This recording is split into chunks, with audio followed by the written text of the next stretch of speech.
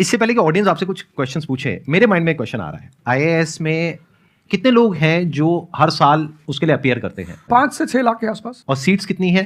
1000 approximately. तो जिनका हो जाता है उनके बारे में तो सब बात करते हैं, जिनका नहीं होता है, जिन्होंने पूरी जान लगाई और जिनका नहीं हुआ, उनका क्या होता है? उनके रिश्तेदार उनकी चिंता करते हैं। वो फिर उनकी चिंता करते हैं। नहीं मैं आ रहा हूं, मैं आपके क्वेश्चन पे आ रहा हूं। ये पॉइंट इंटरेस्टिंग है, मैं समझना चाहूंगा कैसे। मैं बता रहा हूं। हाँ। मैं दोनों मुद्दों पे बता रहा हूं। हम सब हारने से डरते हैं और मजेदार बात है कि वो डर हमारी हार की वजह बनता है। 98% केसेस में हारने से क्यों डरते हैं? क्योंकि हम जानते हैं अगर हम हारेंगे तो वो जो पीछे 3 लोग बैठे हैं ना, रिश्तेदार, रिलेटिव्स और फ्रेंड, वो जीने नहीं देंगे। आप जब भी आईएएस की तैयारी करें, पहला अटेम्प्ट आपका सीरियस अटेम्प्ट होना चाहिए। आपने तैयारी किया एंड बेसिक्स तैयार किए, आपने एडवांस कोर्स तैयार किया, आपने कम से कम मेंस के 1000 आंसर्स लिखे हैं और मिनिमम 10,000 प्रीलिम्स के क्वेश्चंस आप सॉल्व कर चुके हैं, तब आप एग्जाम देने जाइए। सिर्फ एक अटेम्प्ट दीजिए।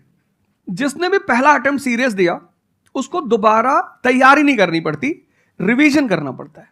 भाई आप देखो ना, जितने सारे सेलेक्ट लड़के होते हैं उसमें बहुत सारे नौकरी कर रहे होते हैं, जॉब कर रहे होते हैं।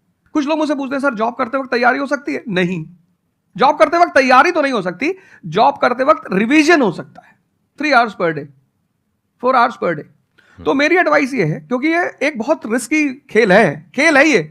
मैं खुद ही बाहर हुआ और फिर मैं कितने लोगों को देखता हूं जो 5-5, 6-6 अटेम्प्ट के बाद बाहर होते हैं। तो जिनको भी इस गेम में शामिल होना है, एक अटेम्प्ट सीरियसली आपका होता है, बहुत अच्छा है। आपको मैक्सिमम रिस्क लेना है तो आप 2 ले लो, उसके बाद अपना काम शुरू करो। जो आपका सेकंड लाइन थॉट था, कोई लॉयर बनना चाहता है, कोई मेडिकल लाइन में जाना चाहता है, कोई मतलब जो भी आप एंटरप्रेन्योर बनना चाहते हैं, आप करो, लेकिन अपने वो रिवीजन वाले 4 आवर बचा के रखो। आपने कितने अटेम्प्ट्स दिए थे सर? 4 अटेम्प्ट्स आपने दिए थे। और आपने कहीं से कोचिंग ली थी, यानी लाखों रुपए दिए थे कोचिंग में? नहीं, तब लाखों नहीं थे, तब हजारों थे। अच्छा, हजारों रुपए आपने खर्च करे थे और आप एक मिडिल क्लास बैकग्राउंड से थे, तो टोटल 4 साल में आपका कितना पैसा लग गया होगा? रहना, खाना, पीना, और आपने तो पूरी तैयारी करी होगी, साथ में कुछ और नहीं किया होगा? I think so. कुछ नहीं किया, बिल्कुल। तो कितना आपका 4 साल में अच्छा खासा पैसा? 5-6 लाख रुपए लगे। 5-6 लाख रुपए उस समय लगे। आज के समय पे अगर किसी को कोचिंग लेनी है तो आई थिंक इससे 3-4 गुना, 5 गुना आराम से लगेगा। आराम से लगेगा। तो 15-20 लाख रुपए उस इंसान का लग गया, और वो है एक मिडिल क्लास बैकग्राउंड से। अब वो कहीं ऐसा तो नहीं कि वो ना यहाँ करा ना वहां करा 4-5 साल बाद? हाँ, वही मैंने कहा कि अब आप, हमारे समय तो ठीक था, अब आप रिस्क पूरा नहीं ले सकते। You have to be cautious. अब इनको कॉशियस होना पड़ेगा कि ठीक है, जैसे बड़े सारे लड़के क्या करते हैं, वो 1-2 अटेम्प्ट ऐसे ही देते हैं। अब तो इनके पास 6 अटेम्प्ट हैं। ओबीसी हैं तो और ज़्यादा है, SC ST हैं तो और ज़्यादा है। और मैं कहूँगा आप किसी भी कैटेगरी से आते हैं, आप 2 अटेम्प्ट से ज़्यादा कभी मत मानिए। ये पॉइंट बहुत अच्छा है कि आइडियली आपको अपने माइंड में ये रखना है कि एक ही अटेम्प्ट है मेरे पास में, मैक्सिमम अगर आपकी फैमिली अफोर्ड कर सकती है तो 2 अटेम्प्ट है। उसके बाद में अपने काम पे ध्यान देना है और इसको एज अ रिवीजन की तरह देखना है, मतलब इसको साथ साथ में चलाना है। ये नहीं कि अपने 5 साल या 6 साल लाइफ के सारे यही निकाल दिए और सारा पैसा घर वालों का लगा दिया, या उन्होंने खेत बेच दिया या लोन ले लिया। ऐसी बहुत कहानियां मैंने सुनी है सर लोगों की, और बहुत ही दर्द होता है ऐसी कहानियां देख करके। ऐसे लोगों की जो कहानियां हैं वो उसको सुन करके बहुत ही बुरा लगता है अंदर से। चलिए आगे बढ़ते हैं जी। Sir, I wanted to ask how to fight the basically fear that we feel. Like there are lot many fears that we face, not only in studies but in each aspect of life. There is some kind of fear. How to fight that? How to come back? How to have that courage in life? Fear बड़ी प्यारी चीज है। हमने कुछ words को बड़ा negative बना लिया है। जैसे अब बच्चा है 2 साल का, उसको तो फियर होता नहीं, उसे कुछ पता नहीं, उसने कोबरा देखा, जाके पकड़ लिया। वो तो बाद में घर वालों ने देखा तो पता चला कि भैया कोबरा पकड़ के घूम रहा है। लेकिन हम बड़े हो गए ना, अब हम कोबरा देखेंगे तो वो हमारी बॉडी की जो मैकेनिज्म है वो हमें वार्न करेगी, अलर्ट करेगी। That is natural fear. वो अच्छी चीज है। जिस चीज की आप बात कर रहे हो वो फियर नहीं है, वो ओवर थिंकिंग है। आज का जो युवा है वो फियर से परेशान नहीं है, वो ओवर थिंकिंग से परेशान है। अब ये ओवर थिंकिंग क्यों है, उस फैक्टर पे आते हैं। ओवर थिंकिंग की वजह क्या है? ओवर थिंकिंग की वजह यह है कि आज का समाज इतना एक्सपैंड कर चुका है। You are outside your house, तुमको तुम्हारी दोस्त मिल गई कि मैं कल लंदन से आई, क्या लाइफ है लंदन में यार, और मैं तो ये कर रही वो कर रही। आपको लगा हम ही पागल है यार, आईएएस की तैयारी कर। फिर शाम को किसी फ्रेंड का फोन आ गया कि मैं तो अब ऑस्ट्रेलिया जा रही हूँ, मैं तो वहीं सेटल हो जाऊंगी। 90s में हमारे पास इतने स्कोप नहीं थे। हमारी जो लाइफ थी वहां ओवर थिंकिंग इसलिए नहीं थी, आपने भी सर देखा होगा, क्योंकि हमारे पास इतने स्कोप नहीं थे। आज तुम्हारी जनरेशन में यू हैव मल्टीपल फील्ड्स, मतलब इतने सारे फील्ड्स ओपन है। तो जब तुम घूम के चारों तरफ देखते हो और तुम देखते हो कि तुम्हारे ही साथ के लोग बड़ी सारी फील्ड में एक्सेल कर रहे हैं, काम कर रहे हैं, अर्न कर रहे हैं, तो तुम्हारा दिमाग भागना शुरू करता है। फिर क्या होता है, हमारे पेरेंट्स हमसे ज्यादा ओवर थिंकिंग करते हैं, क्योंकि बड़े हमको लेकर कॉशियस होते हैं। हाँ। एक हमने ओवर थिंकिंग की, हम अपना संभाल लें किसी तरह। हम घर के अंदर गए, मम्मी रो रही है कि वो निशा मिली थी, 20 लाख का पैकेज है उसका। दूसरा प्रेशर तुम्हारे ऊपर आ गया। ये जो प्रेशर हम मल्टीपल फेस करते हैं, तो एक तुम्हारा प्रेशर, एक माँ बाप का प्रेशर। पता लगा बुआ जी ने रात में फोन कर दिया, क्या कर रही हो जी? तुम सारे लोग प्रेशर से लड़ रहे हो इस वक्त, मल्टीपल फ्रंट पे। ये कोई फियर उयर नहीं है। ये प्रेशर दूर कैसे होगा, इस पे थोड़ी सी बात कर ले। जहां इंटरनल ताकत है वहां कॉन्फिडेंस है। आज का युवा क्या कर रहा है? बादाम का तेल लगा रहा है, बादाम की क्रीम लगा रहा है, बादाम का साबुन लगा रहा है, खा रहा गुटखा।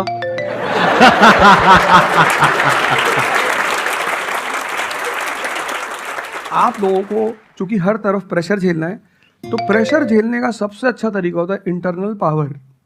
तभी तो मैं जहां भी जाता हूं एक चीज रिपीट करता हूं, योगा करो, ध्यान करो। ध्यान करोगे मन ताकतवर हो जाएगा। सर, आपने जैसे कि अभी बोला कि मेंटल स्टेट के लिए एक्सरसाइज करो, योगा करो। तो पहले तो मैं फिजियोथेरेपिस्ट हूँ, ठीक है। मैं सुबह से मतलब योगा या एक्सरसाइज मेरा डेली रूटीन है, करना भी और कराना भी। उसके बाद भी at the end of the day मैं डिप्रेस हो जाती हूँ। ये नहीं कि मन नहीं लगता, इस चीज़ में ही मन लगता है, फैमिली से भी पूरा मन लगता है, ठीक है। उसके बाद भी end of the day depress हो जाती हूँ। तो उसको डिप्रेशन कैसे कम करी जाए? हम किसके साथ रहते हैं वो बहुत इंपॉर्टेंट है। मेरे एक दोस्त मेरे साथ आ रहे थे आज से करीब 7-8 साल पहले, धौला कुआं से। रात का टाइम था और हम दोनों, मैं गाड़ी चला रहा था, हम इंडिया गेट के सामने से निकले तो उन्होंने मुझसे कहा कि अब हम बुढ़े हो गए हैं। मैंने गाड़ी रोकी, मैंने कहा उतरो। तो उन्होंने कहा कि क्या हुआ? मैंने कहा उतरो, तो उतरो जरा। उतर गए, मैंने दरवाजा बंद करो, चले गए। आज तक मैंने उनसे बात नहीं की। वो मुझसे पूछते हैं आज, अब तो खैर बात ही नहीं होती, पर वो बहुत उन्होंने कोशिश की कि अवध क्या हुआ? तुम दिन भर अपने आप को मोटिवेट करती हो, काम करती हो, जब तुम वापस घर में आती हो, अपने समाज में जाती हो, तो सब तुम्हारे मेंटल स्टेटस का थोड़ी है, वो तुम्हारी सारी ऊर्जा को खींच लेते हैं। इसीलिए तो माँ बाप हमारी संगत पे बड़ा ध्यान देते हैं। तुम्हें लगता होगा कि माँ बाप कितने बदमाश हैं, माँ बाप भगवान हैं। उनका एक्सपीरियंस तुम अपने दोस्तों को लेके जाया करो उनके सामने। कोई अल्ट्रासाउंड क्या करेगा जितना माँ बाप करते हैं? कोई स्कैनर क्या करेगा? सही बात है, देख के कोई फोटो कैमरा क्या फोटो खींचेगी, देख के बता देते हैं। बहुत दुष्ट है ये, इसकी यहाँ के नीचे देखो, यहाँ निशान है, बहुत दुष्ट है ये। और वो लॉजिक भी बड़ी अच्छी सी देते हैं, कोई कुछ भी देते हैं लेकिन बड़ा अच्छा सा लॉजिक देते हैं। तो ये हमारे साथ होता है। इसलिए हमें पहले गुरुकुल भेजा जाता था, और आज की हमारी सोसाइटी इसको सिर्फ नेगेटिव दिखाई पड़ रहा है। मैं अभी अब घर गया था, हमसे लोग कह रहे भैया 24 का चुनाव लड़ोगे? मैंने कहा यार पॉलिटिकल पार्टियां कह रही कि तुम सीधे प्रधानमंत्री बन जाओ। अननेसेसरी परेशान किए हुए, अननेसेसरी दूसरों से मत। और ये एक जगह का नहीं है, ये यूनिवर्सल हो चुका है। तुमने कह दिया कि मैं आईएएस की तैयारी कर रही हूं, अरे नहीं होता किसी का। तिवारी जी की लड़की दी थी, 2 साल बाद पागल हो गई। तुम इतने डिप्रेस समाज में रह रहे हो। वो तो महेश्वरी जी जैसे लोग हैं जिन्होंने बहुत लोगों को जिंदा कर रखा है। Thank you. जब आपको कोई सहारा नहीं होता, आपने टाइप किया संदीप महेश्वरी, एक वीडियो आ गया, आप रिलैक्स हो गए। जब आप इन्हें सुनते हो तो आपका टेम्परेचर हाई होता है। तो एक ही आदमी को आप सुनते हो ना जिससे टेम्परेचर हाई हुआ, हमको सुन लिया कुछ ज्यादा ही हाई हो गया। लेकिन 2 लोगों को छोड़ दो, 3 लोगों को छोड़ दो, 4 लोगों को, ऐसे 10-12 लोग हिंदुस्तान में है, पॉपुलेशन 1 बिलियन 50 करोड़। तो तुम 10 लोगों को सुनो और बाकी जो तुम्हारे साथ 500 जुड़े हैं वो तुम्हें तो नीचे ही ले जा रहे हैं। इससे बचो, अपनी सर्कल को थोड़ा सा रिजर्व करो। तुम किससे बात करते हो, कौन सा लिटरेचर पढ़ते हो, लिटरेचर पर ध्यान दो। जैसे मैं रश्मिरथ पढ़ता रहता हूं, खाली हुआ प्रसादों के कनकाब शिखर होते कबूतरों के ही घर। ये जो बड़े बड़े मकान हैं, कभी किसी बाज को यहां रहते हुए देखा? कबूतर रहते हैं। क्या लाइन है, प्रसादों के कनकाब शिखर, कितने मतलब महलों के जो बड़े बड़े शिखर, उसमें सिर्फ कबूतर रहते हैं। प्रसादों के कनकाब शिखर होते कबूतरों के ही घर, महलों में गरुड़ न रहता है, कंचन पर कभी न सोता। कंचन मतलब सोना। लग्जरी नहीं चाहिए। तुम लोग इतनी लग्जरी चाहते हो, लग्जरी आदमी को मेंटली कमजोर बनाती है। मैं आश्रम में था, मैंने ज़्यादा खाना खा लिया। मेरा एक नियम है, नो एक्सरसाइज नो फूड। मतलब अगर एक्सरसाइज नहीं करूँगा तो मैं खाना नहीं खाऊंगा। वहाँ एक बाबा जी, वो प्रेम में उन्होंने घी पे घी डालते चले, मैंने खा लो। फिर वो हुआ कि भाई यहाँ घूमेंगे, चारों तरफ जंगल है, डरा दिया इन लोगों ने। एक बार एक भालू एक आदमी की टांग काट के ले अरे मैंने कहा आज कोई भालू वालू नहीं आएगा, मैं जाऊंगा। फिर मैंने 4-5 लोगों को तैयार किया अपने साथ, उनको थोड़ा मोटिवेट किया कि जंगल में घूमने से ऑक्सीजन लेवल बढ़ता है। वो लोग भी तैयार हो गए कि चलो। तो हमारे साथ एक साहब अमेरिका से आए हुए थे, वो भी वॉक करने निकले, बोले हम भी चलेंगे। मैंने कहा भाई साहब क्यों जा रहे हो? कहते हम भी चलेंगे। मैं उनका नाम नहीं लूंगा। 1 किलोमीटर के बाद उन्होंने मुझसे कहा मेरे बैग में यहाँ बहुत पेन हो रहा है। 1 किलोमीटर। तुम लोगों ने पता है अपने आप को कष्ट देना छोड़ दिया है। You are dying for luxury, you have become weak physically and mentally. थोड़ा थोड़ा सा कष्ट दो अपने आप को, थोड़ा टेम्परेचर हाई रखो, थोड़ा बड़े टेम्परेचर वालों के साथ रहो। हमने अपने आप को कष्ट, हम कौन सी नॉवेल पढ़ रहे हैं? Half girlfriend. अच्छी है, अच्छी है, अच्छी, मैं ये नहीं कह रहा हूं, मैं कुछ बोल देता हूं। अच्छी है मतलब आपने पढ़ी है? नहीं सर, कोई पकड़ निकाल लेगा, कोई वो क्लिपिंग निकाल लेगा, ओ गाली दे रहे थे। नहीं, आपने बहुत सारी गलतियां कर दी, आपकी जनरेशन ने अपने को कष्ट देना छोड़ दिया। हाँ। आप पढ़िए बड़े बड़े लोगों, अंबेडकर को पढ़ो, उनका जीवन संघर्षों का, प्रभु राम का जीवन पढ़ो, ये सब संघर्ष, ये सब लोग हैं जिन्होंने जीवन में लड़ाइयां लड़ी हैं। आपने उनको साइडलाइन कर दिया। आप राणा प्रताप के बारे में कुछ जानते ही नहीं हो, आपको वो पोएम याद ही नहीं है, खूब लड़ी मर्दानी वो तो झांसी वाली रानी थी। आपको तो एक चीज बता दी, twinkle twinkle how I wonder. आप वंडर किए जा रहे हो पूरी जिंदगी में। आपने कहा कि पूरे दिन मैं अपना काम करती हूँ, दैट इज फिजियोथेरेपी जो आप करते हैं, और शाम तक आते आते आपको थोड़ा सा डिप्रेस फील होता है, थोड़ा सा डाउन फील होता है, तो उसके पीछे क्या रीजन है आप बताइए? जैसे कि मैं बाकी पेशेंट देखती हूँ पूरा दिन में, हाँ। बट जब मैं घर पे आती हूँ तो मैं अपने मम्मी पापा को देखती हूँ। ठीक है। जो मैं उनको कहती हूँ कि आपको ये एक्सरसाइज करनी है, ये करना है, आपके लिए ये ज़रूरी है, वो ये नहीं करते। तो फिर वो मुझे डिप्रेस होता है कि मैं जब सबको सही करती हूँ और मैं अपने घर में ही सही नहीं कर पा रही। आप सबको सही नहीं करते हो, आप उन लोगों को सही करते हो जो आपके पास आते हैं। हाँ एग्जैक्टली। तो अगर आपके पेरेंट्स सही नहीं होना चाहते हैं तो उनको कौन सही करेगा?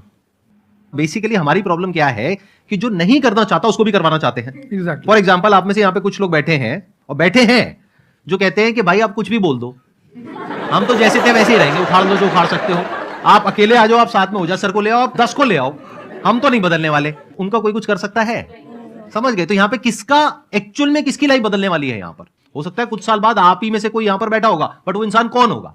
जो खुद अंदर से बदलना चाहता है ना। Yes sir, thank you sir. Please have a seat, बैठिए। मेरा संदीप सर से ये क्वेश्चन है कि जैसे हम लोग जब आपकी वीडियोस देखते हैं तो हम लोग मोटिवेटेड हो जाता है कि हम लोगों को गवर्नमेंट से या फिर इन सब फील्ड्स में छोड़ के अपना कुछ स्टार्ट करना चाहिए जिससे देश में एंटरप्रेन्योर्स या फिर जॉब्स बढ़े।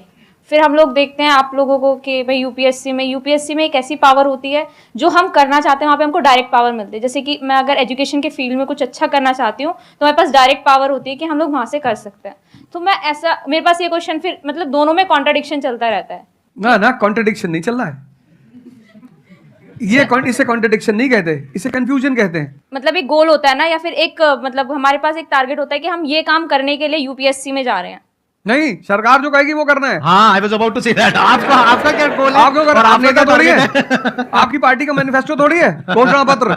आप एक राजपत्रित अधिकारी हैं, गेजेटेड ऑफिसर।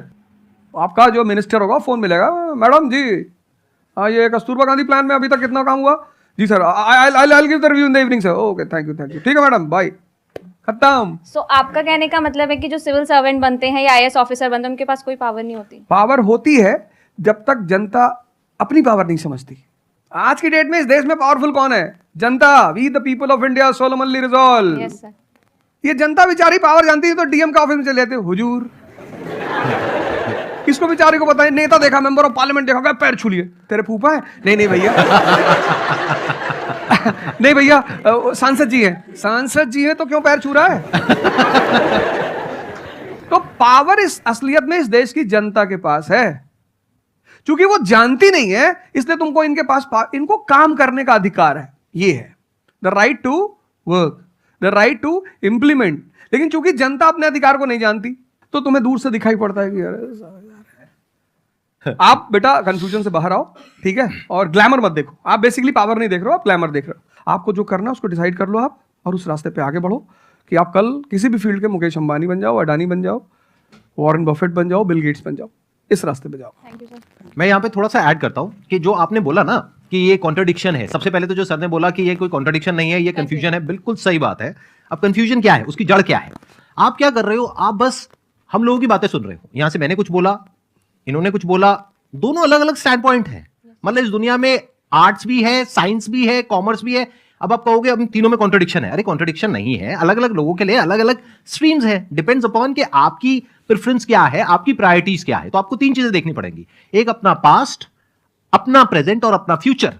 कि पास्ट में आपने कैसा परफॉर्म किया है। अगर आप पढ़ाई में बहुत अच्छे रहे हो तो आपको क्लियर नजर आएगा कि अच्छा मुझे पढ़ाई से रिलेटेड कुछ करना है, तो वहां से रास्ता क्लियर हो जाता है। बट अगर आपके दिमाग में 24 घंटे बिजनेस आइडियाज घूमते रहते हैं, जहां भी जाते हो वहां पे गोलगप्पे खा रहे होते हो, आपके दिमाग में चल रहा होता है अबे इतने पैसे ले लिए, उसमें से इतने का गोलगप्पा, इतने का पानी है, पानी तो इतना फ्री होता है, मेरे से लिया 20 रुपए, ये तो 5 रुपए का काम है, तो 15 रुपए इसके पास में गए, कितने लोगों ने एक दिन में खा लिए, इतने पैसे कमा लिए, व्हाटएवर। अगर इस तरह का आपका माइंडसेट है तो वहां पे एंटरप्रेन्योरशिप, स्टार्टअप, इन सब चीजों का बेनिफिट है।